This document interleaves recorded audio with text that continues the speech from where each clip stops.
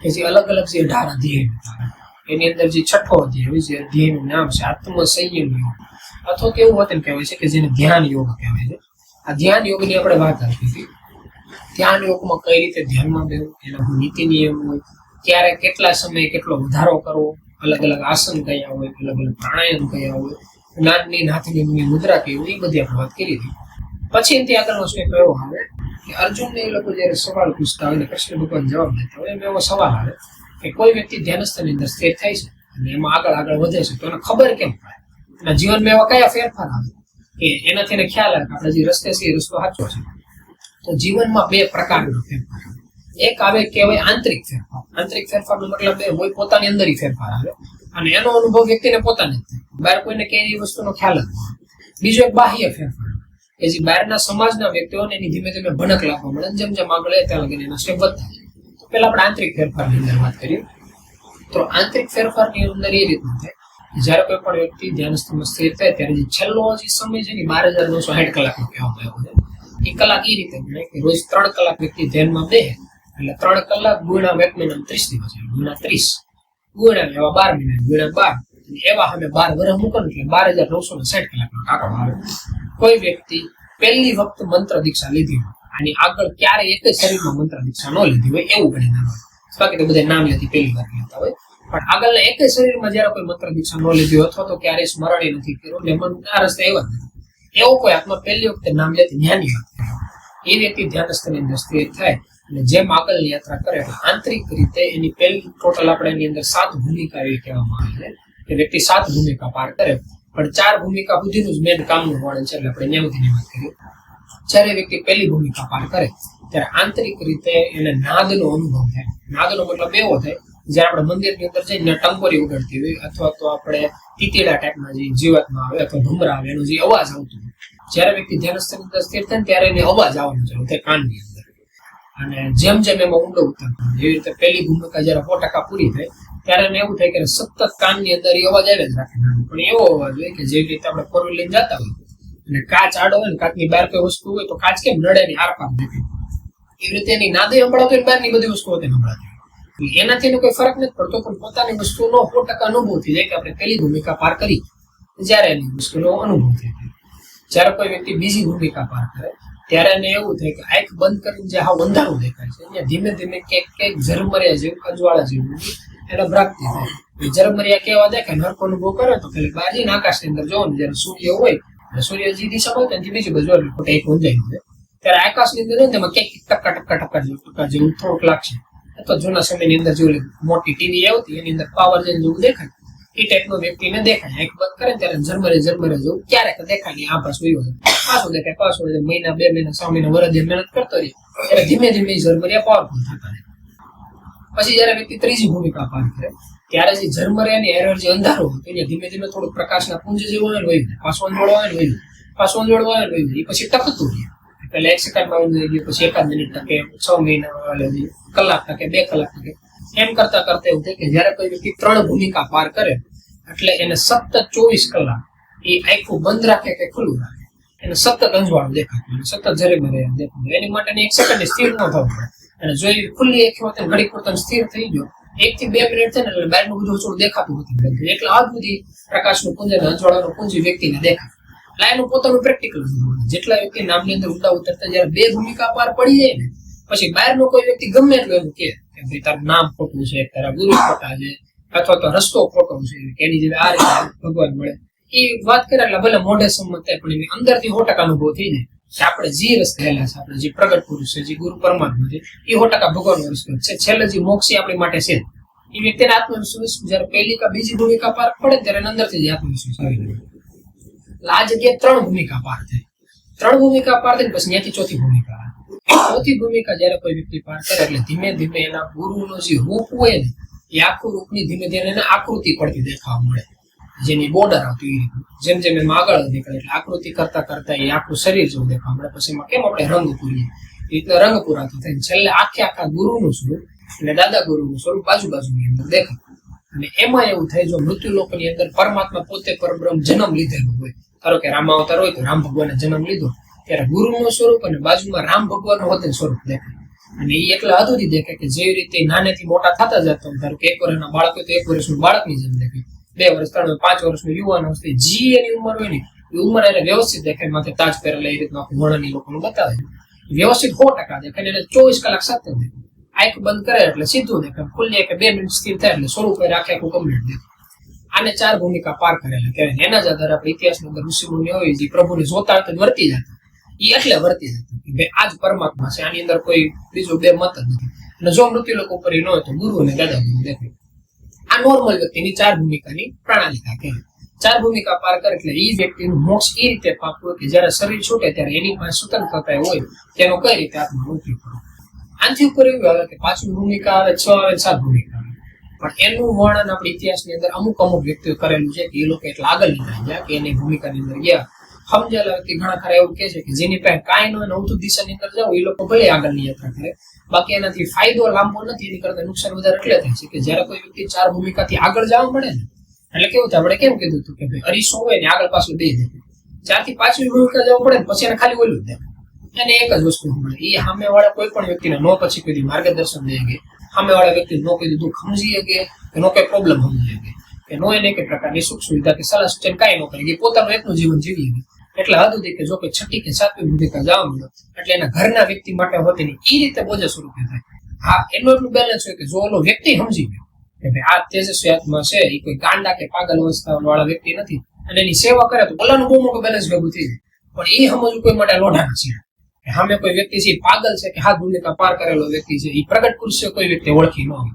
અને અત્યારના સમયની અંદર તો 2 ભૂમિકા પાર કરે તો બહુ સારું કહેવાય. એટલે 7 ભૂમિકાની વાત તો બહુ આગી રહી ગઈ, પણ એટલા સુધીની વાત આવે. અને જેટલા તેજસ્વી પુરુષો છે કે જે ગુરુ ગાદીએ સ્થિર થયેલા બેઠા હોય એ બધા 4થી ભૂમિકા પાર કરે ત્યાં જે લોકો જાણી જોઈને અટકી જાય, ઉપરની ભૂમિકા જાણી જોઈને નથી જતા, એના જે પાવર ને પોસ્ટ છે એ 4 ભૂમિકા હોતી એ લોકો મેળવી જાય છે. પછી આ નોર્મલ વ્યક્તિની વાત આવે. હવે એવા વ્યક્તિની વાત આવે કે જે ગુરુની જે આખી પ્રણાલી ચાલતી હોય એમાં એવું થાય કે ક્યારેક બ્રહ્મા વિષ્ણુ મહેશમાંથી ખુદ પરબ્રહ્મ પરમાત્મા આવી જાય.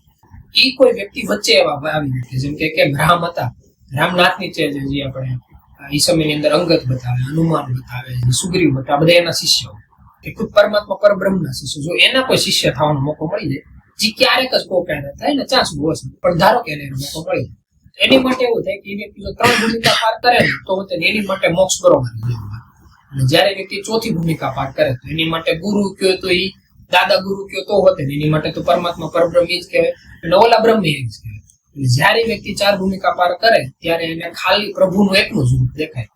એવા ચાન્સ કહેવાય છે કે એ લગભગ કોઈ પાર કરી જ નથી, કારણ કે થાય છે એવું કે જો કોઈ વ્યક્તિ જેમ આગળ નીકળતો જાય ને એની સુખ સુવિધા મન જ એટલું થતું જાય કે હવે બહુ થઈ ગયું. પણ જો કોઈ હકીકત ત્યાં સુધી ભૂલી જાય તો એની એટલી પાવર આવે કે જેટલી પ્રભુની પાવર ને એટલી આની અંદર પાવર. જેવી રીતે કોઈ વ્યક્તિનું બેંકની અંદર ખાતું હાલતું હોય અને જોઈન્ટમાં કોઈનું ખાતું નાખી જાય પછી કેમ ચેકબુક ની અંદર આ સેન્ડ કરે મોલો સેન્ડ કરે તો તેની પાસ થઈ જાય. એમ એ વ્યક્તિ જી ધારે ને કહ્યું, જી ધારે નો મતલબ એમ છે કે બ્રહ્માંડના સર્જનથી લઈને બ્રહ્માંડનો વિલાસ કરવા સુધીની શક્તિ એની પાસે હોય. કોઈ પણ તેજસ્વી આત્માને ઉતારવો ચડાવવો પોતાની માટે આયુષ્ય ગમે એટલી વધઘટ કરી જી કાંઈ થતું એ બધું એની પાસે હોય, એટલી શક્તિ એ લોકો પાસે હોય. પણ જનરલી ત્યાં સુધી કોઈ પૂગતા નથી, પૂગે તો એ લોકો એટલા પેક થઈ જાય કે કોઈને ખબર નથી પડે. આને આંતરિક ફેરફાર કહેવાય, વ્યક્તિને પોતાને ખબર પડે.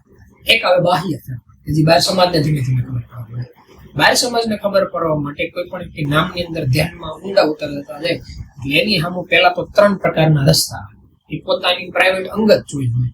પહેલો રસ્તો એને એવો કહેવાય છે અવધૂતની દિશા. અવધૂતની દિશા એ રીતે વ્યક્તિની પ્રાપ્તિ થાય કે નામની અંદર ઊંડા ઉતરતા જેમ 1, 2, 3 ભૂમિકા પાર થવા જાય એટલે એ વ્યક્તિ પોતાના જીવનમાં તો નક્કી કરી નાખે કે આપણે કોઈ એને કાંઈ લેવા દેવા, એક જગ્યાએ જઈને કહી દે પછી કેવું કરે ધીમે ધીમે હલનચલન ઓછું કરવા માંડે. હલનચલન ઓછું કરતા કરતા એક જગ્યાએ સ્થિર થઈને ખાલી બેસી. હલનચલન જેવું ઓછું કરે એટલે એને ભૂખ ઓછી લાગે એટલે ખાવાનું ઓછું થતા જાય. ખાવાનું ઓછું થતા બંધ થઈ જાય ને એટલે એને જે મળનો ત્યાગ કરવો પડતો એ બંધ થાય. પછી વ્યક્તિ બોલવાનું ઓછું કરે, બોલવાનું ઓછું કરતા કરતા હું મૌન વસ્તુ એટલે એના જીવનમાં પાણીની જરૂર ન પડે એટલે પાણીનો જે રસ્તો એ વયો જાય એટલે જે પેશાબ જે છોડવાનું એ બધું બંધ થાય. પછી શરીર હલે નહીં ચલે નહીં એક વસ્તુ ક્રિયા ન કરે એટલે એના આધારે જે શરીરની અંદર દુર્ગંધ થતી હોય ને એ ધીમે ધીમે ઘટવા મળે.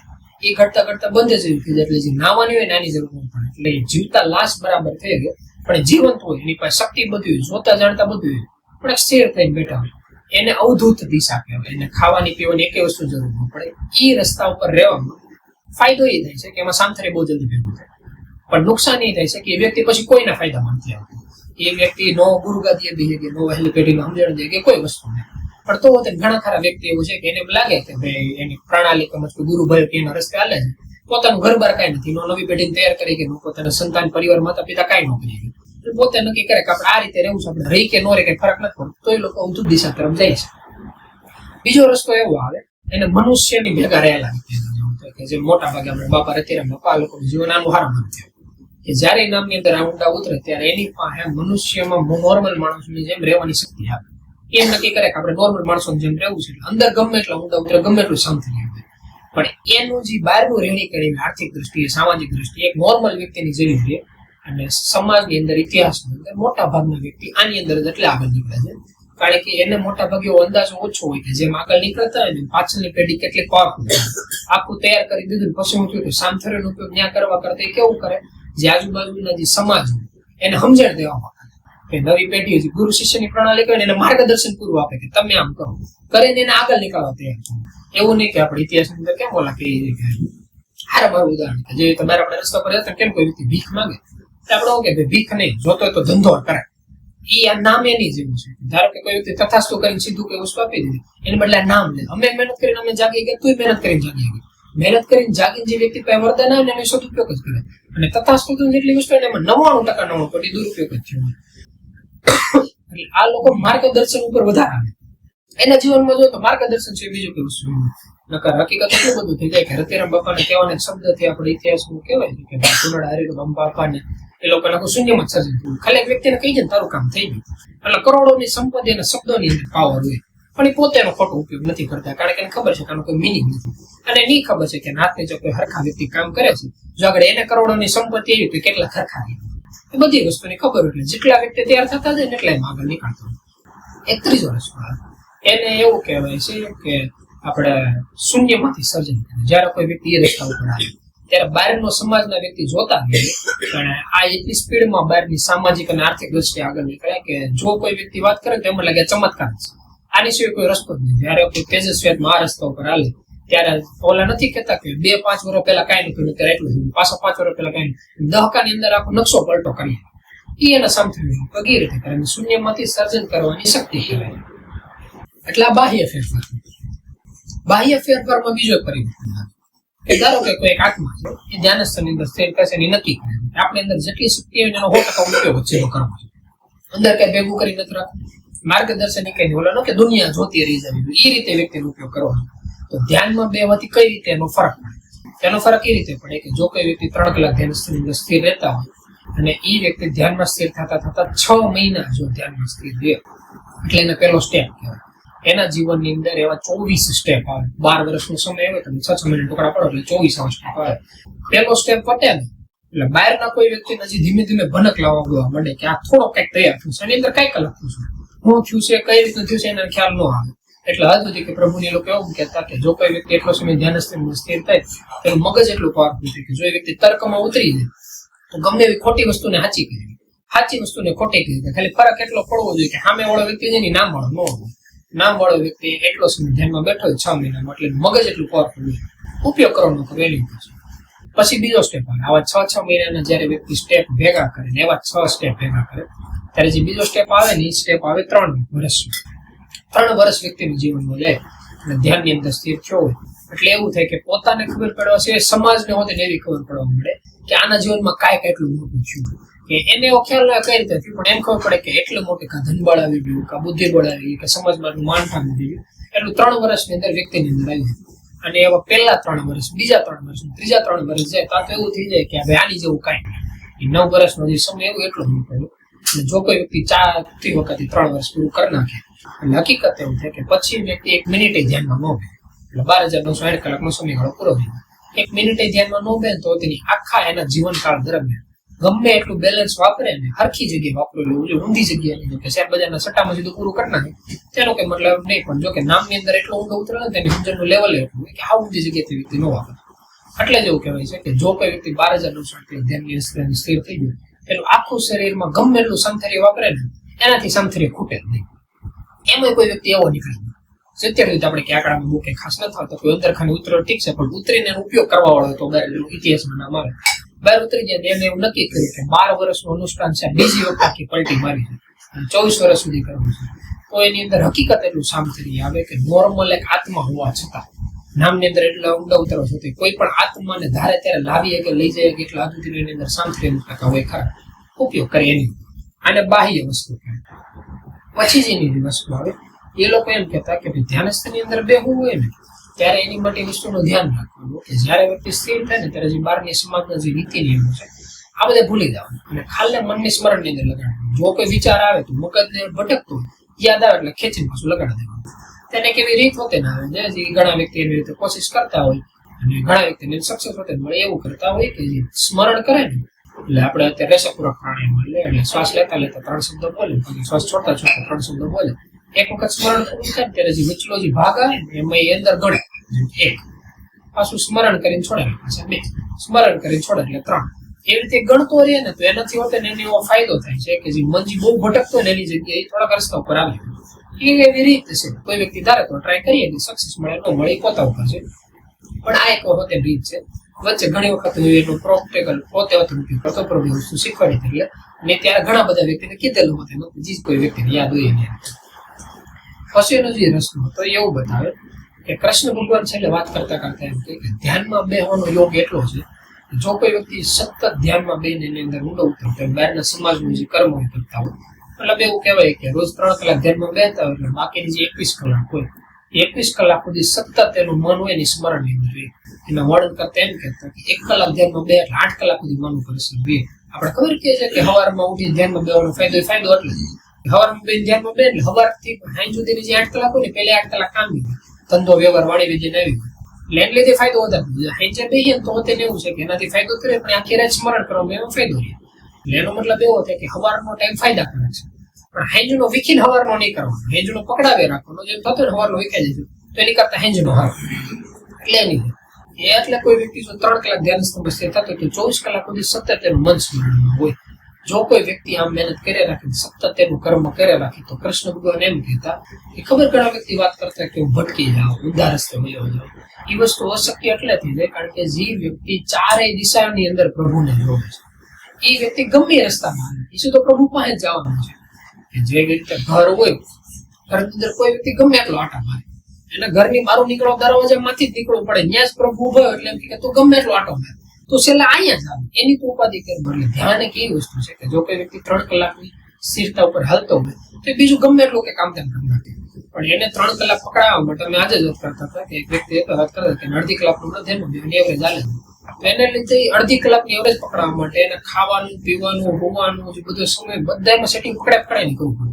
એમાં જે વ્યક્તિ હકીકત 3 કલાકની એવરેજ પકડાઈને બેઠો ને આખું 24 કલાક એને બાંધી દીધું તે માંડી એવરેજ પકડાવી. એટલે જો કોઈ વ્યક્તિ આ રીતે જીવન જીવતું હોય અને એ જ આપણે માણા માપવાનું પેરામીટર છે કે જયારે આપણને એમ લાગે ને કે આપણાથી રસ્તો ભટકાવ મળ્યો છે એની નિશાની ચોકી દે કે બેવાની એવરેજ સુધી તૂટી જાય. જયારે એમ લાગે ને કે જીવન મારું ત્યારે બેવાની એવરેજ સુધી પકડાયેલી એ એવરેજ પકડાય છે કે તૂટે છે ને માણા માપવાનું પેરામીટર છે કે અત્યારે આપણે હરખા રસ્તે આવીએ છીએ કે ગામમાં ગાડી ભટકવા માંડીએ. એટલે એનાથી ધ્યાન રાખવું કે એવરેજ લખવાની નિયમ રેખા છે ને એટલે જ રેખા છે. બાકી એવું નથી હોતું કે ભાઈ આજે આપણે 2 કલાક બેઠા 2 કલાક લખતા ભૂલી જતી કે ગણાય નહીં. ગલી ધ્યાનમાં બેઠા એટલે ગણાવવાની જ છે.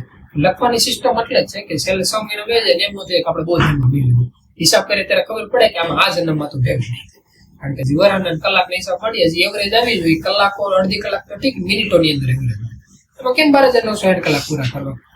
એટલે જે કૃષ્ણ ભગવાન એમ કે આટલા વ્યક્તિને જે સતત 12 કલાક ધ્યાનમાં બેહીને બધા રસ્તામાં દેખાવાની વ્યક્તિ ક્યારે ભટકી નથી એ છેલ્લે મારી પાસે જ આવે છે.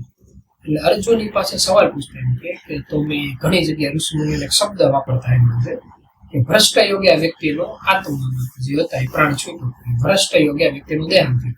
તો ભ્રષ્ટ યોગાનો મતલબ શું થાય એટલે કૃષ્ણ ભગવાન સમજાવતા એમ કહે છે કે ધારો કે કોઈ આત્મા છે અને નામ લીધું નામની અંદર મહેનત કરે છે અને છેલ્લા સુધી આત્મા ન પૂગી શકે પહેલી ભૂમિકા આપી બીજી ભૂમિકા આપી અથવા તો 3 વર્ષની ધ્યાન સમસ્યા કે 6 વર્ષના એવરેજ પ્રમાણે ધ્યાનમાં બેઠા અને પછી એનું શરીર શાંત થઈ ગયું એ છેલ્લા પૂગ્યા નહીં. એ જે વ્યક્તિ છે ને ભ્રષ્ટ યોગી આત્મા કે આ વ્યક્તિનો જે યોગ હશે ને અધૂરો રહી. એટલે અર્જુન એમ કે તો આવા વ્યક્તિઓ ભટકી જાય કે આનું શું થાય એ વ્યક્તિ નામમાં મહેનત કરી પણ છેલ્લા સુધી ન પીધું તો એનું શું થાય. એટલે કૃષ્ણ એ સમયની અંદર જો કે ગીતાના જે એકદમ શબ્દ શ્લોક છે ને એનો ગુજરાતી મતલબ તો એ રીતનું થાય કે એ વ્યક્તિઓને સ્વર્ગની પ્રાપ્તિ થાય પણ હકીકત એ સ્વર્ગની પ્રાપ્તિ એવી નથી હોતી કે જે આપણે સમજીએ કે કોઈ દેવતા હોય ને એ લોકો નૃત્ય ને જ્ઞાન ને મદિરાપાન કરતા હોય, જે કોઈ લોકોને સારી રીતે વર્ણન કરતા આવડતું હોય છે, એ જે સુખ સુવિધા કે એનો મતલબ એ નથી. તો એનો મતલબ એમ થાય છે કે સ્વર્ગનો મતલબ એમ થાય કે જયારે એ આત્મા બીજા શરીરમાં મૃત્યુલોકમાં આવે ત્યારે એને એવું ઘર મળે, ઘરમાં સ્વર્ગ જેવું સુખ આવે. બહારના વ્યક્તિ તો એમ કે ભાઈ આર્થિક દ્રષ્ટિએ સારું હોય છે, ભણતરની દ્રષ્ટિએ સારું હોય છે એટલે સ્વર્ગનું સુખ કહે. પણ નામની દ્રષ્ટિએ સ્વર્ગનું સુખ એને કહેવાય કે જે એના માતા પિતા હોય ને એમાંથી કોઈ એકાદા ક્યાંક નામને લગેલા હોય કે માતા પિતા હકા સંબંધી ક્યાંક એવો શેડો આવતો હોય કે ભ્રષ્ટ યોગી જો કે આત્મા હોય તો બીજા શરીરની અંદર એને નાનપણથી મંત્ર લેવાની કે સાંભળવાની કળા મળે. પછી મંત્ર દીક્ષા એમની પાછી ને એનો જે રસ્તો હોય બહુ વહેલો ચાલુ થાય અને આગળની યાત્રા કરીએ. આને લીધે લોકો એવું કહે કે ભ્રષ્ટ યોગી આત્મા હોતે કોઈ દી આટીએ નથી ચડતો, જેટલું એ મહેનત કરે છે એટલું બીજી વખતે એને હેલું પડે છે.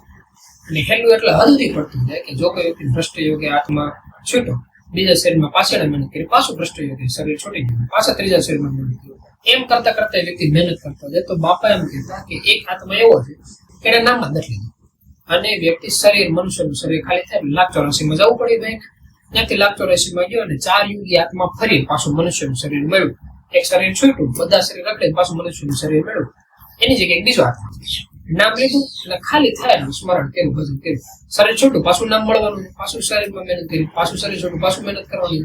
ઓલો જો 4 યુગ રખડી ના એની પેલા વ્યક્તિ જાગી જાય. ચોડોજી 12,960 કલાક પૂરી કરવાની જે લેવલ છે ને તે સમજણમાં આગળ નીકળતો એટલું આગળ નીકળી જાય ત્યાં વ્યક્તિ જાગી જાય. એટલા હદુદીનો ફરક હોય. ભ્રષ્ટ યોગી આત્મા કોઈ પાછો પડતો નથી. નામની અંદર આપણે એક સ્મરણ કર્યું ને શ્વાસી કર્યું હંમેશા આપણને આગળ લઈ જાય છે, કોઈ પાછી પાની નથી થતી. એટલે જેટલું થાય ને એ દુઃખ નહીં રાખવાનું કે આપણે પાછા રહી ગયા, આપણે કોઈ દી પાછા ન રહી ગઈ. કઈ રીતે પાછા રહી ગયા? જે છેલ્લો દ્વાર છે દ્વાર તો ભેગો લઈને આવ્યા. તો એલા જેવું છે કે નાના છોકરા હોય કે બહાર જતા હોય, જેમ કે અમે નાના હતા દેહમાં જતા ને ત્યાં કોઈ વાતો કરતા એટલે એમ કઈ કે શું છે એટલે કે પટા છે નાના હોય એટલે એમ કે ઘરે લઈ જાય તો જો એક વસ્તુ બે વસ્તુ ગાડા હોય બળદ હોય લખીને ઘરે લઈ જતો એટલે ઓલે કે બટાય કામ કરો ને આખા જે ગામ છે ને પેડા ચડાવી ઘરે લઈ ઓલા જેવું છે કે ભાઈ અહીંથી જવું છે ક્યાં છે પરલોકમાં, પરલોક બનાવવા વાળા જો ભેગા હોય તો પછી ઉપાધિ ક્યાં છે કે આપણે જ્યાં હોય બધા વ્યક્તિ આપણે ભેગા છે. સમજે ને તો એટલી હેલી વસ્તુ છે. ખાલી ધ્યાન કેટલું રાખવાનું, એ લોકોનું કયું કરવાનું, એ લોકો કે આમ કરો એટલે કરી નાખવાનું. પછી આ બધું વિચારવાનું નહીં, મગજ કરે એટલા દુનિયામાં એટલા આત્માઓ છે. કોઈને કઈ કાંદો કાઢી લીધો છે કે આપણે કઈ કરીએ, ખાલી મનનું સ્મરણ કરવાનું, શાંતિથી જિંદગી જીવવાય. બાજુ આ એક બગીચા સમાન જિંદગી છે. ખોટું અને જંગલ જેવું બનાવીને એની અંદર જિંદગી નહીં જીવવાની. આ લોકો ભેગા રહેવા આવે ને જે માણવાની જે જિંદગી છે એ જિંદગી જીવવાની, વ્યવસ્થિત સુખ સુવિધા કરવાની, એનો અનુભવ કરવાનો, મહેનત કરવાની અને કર્મયોગની જે વ્યક્તિને જીવન જીવવાનું. એટલે એની વસ્તુ કૃષ્ણ ભગવાન કે ભ્રષ્ટ યોગીનું જીવન આ રીતનું હાલે. એટલે પાછા અર્જુન સવાલ છે કે ભાઈ તો આમાં એવું થયું કે ધારો કે કોઈ વ્યક્તિ છે એને મનુષ્યના શરીર છૂટ્યું, નામ લીધું, મેં કહેતી પાછા શરીર મેળવ્યું ત્યારે કોઈ કારણોસર એવું થઈ ગયું કે ભાઈ વ્યક્તિની અંદર અભિમાન આવી ગયું કે કોઈ પણ કઈ ઘટના ઘટી ગઈ, એના જીવનમાં કોઈ કઈ દુઃખ નથી, એટલે કોઈ નામ સમજાવવા આવ્યો કરે. નીતિ નિયમો તો એમ કે નામ સાંભળવા મળે, નામ લે નો લે વ્યક્તિની વ્યક્તિગત વસ્તુ કહેવાય, વ્યક્તિની પોતાની સ્વતંત્રતા. ધારો કે મંત્ર દીક્ષા ન લે તો શું થાય? તો એ વ્યક્તિ લાખ 84માં હોય એની અધોગતિ થઈ જાય. તો એટલા સમય સુધી મહેનત કરી અને એનું પરિણામ એનું ફળ શું મળે? એને અલગ જેવું થાય કે ધારો કે આજે આખો દિવસમાં લેસન કર્યું, બીજા દિવસે પાછું પહેલાથી કરવું પડે. નો ગેમ રમતા ગેમ સેવ કરતા ભૂલે જાય એવું કઈ થાય છે? આગળના શરીરમાં જે મહેનત કરી આ શરીરમાં કઈ રીતે કામ લાગે? એક શરીરમાં વ્યક્તિએ નામ લીધું, મહેનત કરી, બે ભૂમિકા પાર કરી, પછીનો શરીર અભિમાન આવી ગયું ભાઈ આમ થયું, ભાઈ આમ થયું, ભાઈ આમ થયું, નામ જ ન લીધું અને ત્રીજું શરીર લેવાનો વાર આવ્યો તો લાખ 84 મળી ગયું. તો એમાં અને જે વ્યક્તિ પહેલાથી લાખ 84 આટા મારતો બે વચ્ચે ફરક હોય. એટલે પ્રભુએ વાત સમજાવતો એમ કે કૃષ્ણ ભગવાન એની માટે આ લોકો એક સેફ્ટી બારી રાખેલી છે અને એ બધા તેજસ્વી આત્માઓ માટે જ આ નીતિ નિયમ રાખેલો છે. નિયમ એવો છે કે જયારે કોઈ વ્યક્તિ છે એ મૃત્યુલોકમાં જન્મ લે અને એવું થાય કે કોઈ પણ કારણોસર એને નામ લેવાનું ન થાય તો એના કુળની અંદર કોઈ પણ એકાદો એવો સંતાન થાય કે જે ધીમે ધીમે મોટો થાય, એમ લાગે કે ઈ એવો છે એની વાય સંતાન, એમ લાગે કે એવો એની વાય સંતાન, એમ થતા થતા એવું કહેવાય કે 71મી પેઢી 71 કુળ સુધીમાં એક એવો આત્મા નીકળી જાય કે જે હકીકત 4 ભૂમિકા પાર કરી જાગે. કોઈ પણ આત્મા 4 ભૂમિકા પાર કરી જાગે એટલે લીગલી આત્માના મમ્મી પપ્પા, પાછા પપ્પાના મમ્મી પપ્પા, પપ્પાના મમ્મી પપ્પા, એવી રીતે 71 પેઢી આખી ગણવાની.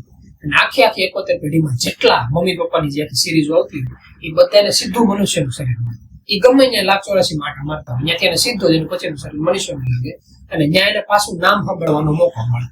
જયારે દેખે ને એટલી બધી વસ્તુ એટલે યુગોથી હતી ને અચાનક ની કેમ આવી ગઈ આવે એટલે આવી ગઈ કારણ કે તેજસ્વી આત્મા થોડાક ટાઈમ પહેલા બધા એક આખો કાફલો આવ્યો હતો એટલે બધાની આંખે એકોતર પેઢીનું ઝૂમકું એલું હોય, પાછું ગયો 100-200 વર્ષ એટલે પાછો ઓલા બધા એવા પાછું એનું ઝૂમકું આવે.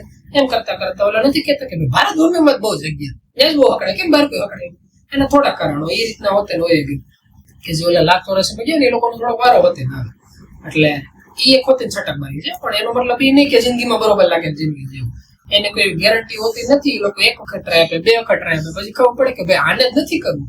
તો એ લોકો એમ નક્કી કરે કે ભાઈ જી ઓલા નથી કહેતા, કૃષ્ણ ભગવાન એમ કહેતા કે ભૂતમાં ભજન તો એની અંદર હું મારો વાસ પૂરી દઉં. એને કોઈ લૌકિક દ્રષ્ટિ લાગે છે એને એની અંદર ભગવાન દેખે કે ધીમે ધીમે રસ્તામાં પાછા પડતા વાર નથી લાગતી. બેંક બેલેન્સ જેવું છે, જેટલો સમય મહેનત કરીને આગળ નીકળતા થાય ને પાછું પડતા ભી લાગે, પણ એનો મતલબ એ નથી પાછળ ન પડી એવું. પાછા તો કોઈ પણ વ્યક્તિ પડી જાય. જે રીતે મકાન બનતા વાર લાગે તો તોડતા હોતે વાર લાગે, પણ તૂટી તો જાય. એટલે ક્યારે આમાં સહેજ સેફટી મૂકવાની નહીં. અને એમાં બહુ ફરક પડે. આ લોકો પ્રેમથી સમજાવે, પછી લાફો મારી સમજાવે, હાથ પગ કાપી સમજાવે. એમાં બહુ ફરક પડે કે જયારે એ લોકો ભેગા હોય ત્યારે એ લોકો સમજણથી દેતા હોય, સુખ સુવિધા દેતા હોય, મારો દીકરો કરતા હોય. પછી શરીર ફ્રેન્ડ બીજી વખતે મારો ત્યારે એવું થાય કે એની પાસે નામ છે એક ઓપ્શન, નામ લઈને મહેનત કરે ને એટલો ટાઈમ જ ખાવા પીવું મળે. પાછું હતું એમ એથી આગળનો શરીર છે એટલે જી કે એનું સામથારી બેલેન્સ છે ને એના લોકો તિજોરીમાં પેક કરીને લોક મારી મૂકી. જેટલો આગળ નીકળે એટલો ઝરખો આપે, એની સિવાયનો કોઈ રસ્તો નહીં. એમ કરતા કરતા હરખાને ઠીક છે તો એવું હાલે. જેટલા આત્મામાં ભટકતા દેખાય છે ને બધા એ જ છે.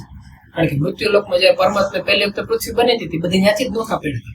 બધા પાસે નામ હતું, બધાએ મહેનત કરી હતી, પણ તોય ઊંધા રસ્તે હાલે ને એટલા બધા છે. એટલા કીડા મકોડા જીકે દેખાય, જેટલા પશુ પક્ષી દેખાય, જેટલા વ્યક્તિ દેખાય એની પાસે નામ નથી, એ બધા એકે એક આ છે. એમાં એવું નથી કે વારો આવતો વાર ન લાગે. વારો આવતો બહુ હેલું છે. એ ન્યા સાઈડ જવું, હું તેજસ્વી સાઈડ જવું બહુ ગમે. કારણ કે ટકાવારી જોવા જાય ને તો પોઈન્ટ ની અંદર આંકડા છે કે હરખે રસ્તે હાલવાનું. એટલે સેજે મનથી એવા પાવરમાં નહીં રહી જવાનું કે ભાઈ તો કરી નાખું, ક્યાંય થતું નથી. પછી ખાલી જેટલો મોકો મળે ને વધાવી લીધા જેવું. એટલે આ લોકો એમ કહેતા કે ભ્રષ્ટ યોગનો નિયમ હોય. અને જયારે નીતિ નિયમો સમજાવે ત્યારે એવું કહેવાય છે કે જે 6ઠ્ઠો અધ્યાય છે ને એ 6ઠ્ઠા અધ્યાયનો સમયની અંદર અંત થાય. ત્યાંથી સમયની અંદર 7મો અધ્યાય ચાલુ થાય. પછી જે 7મો અધ્યાય ચાલુ થાય, 7મો અધ્યાય ચાલુ થતા હોય અર્જુન એ કૃષ્ણ ભગવાનને એવા સવાલ પૂછે કે પ્રભુ તમે કહેતા હતા કે નામની અંદર ઊંડા ઉતરીએ તો એને પરમાત્મા તત્વની પ્રાપ્તિ થાય. પરમાત્મા હોય કેવા, એ કઈ રીતના હોય, કેટલા વ્યક્તિને આ વસ્તુની પ્રાપ્તિ થાય, કેટલા આત્મા એવો છે કે જેને પરમાત્માની ખબર પડે. કૃષ્ણ ભગવાનની સમયની અંદર આંકડા જે ગીતાની અંદર લખેલા છે ને ત્યારની વસ્તી ગણતરીના આધારે લખેલા છે. એટલે આંકડામાં ફેરફાર થાય છે. અને સમયની અંદર જે લોકો આંકડા એ આપણે આવનારા સત્સંગની અંદર કેવું. અને જયારે આપણને એમ થાય કે કરી છૂટવું છે ત્યારે મનને નામના સ્મરણ અંદર લગાડી અને ગુરુના કાયમ રહેજો. સદગુરુ છે.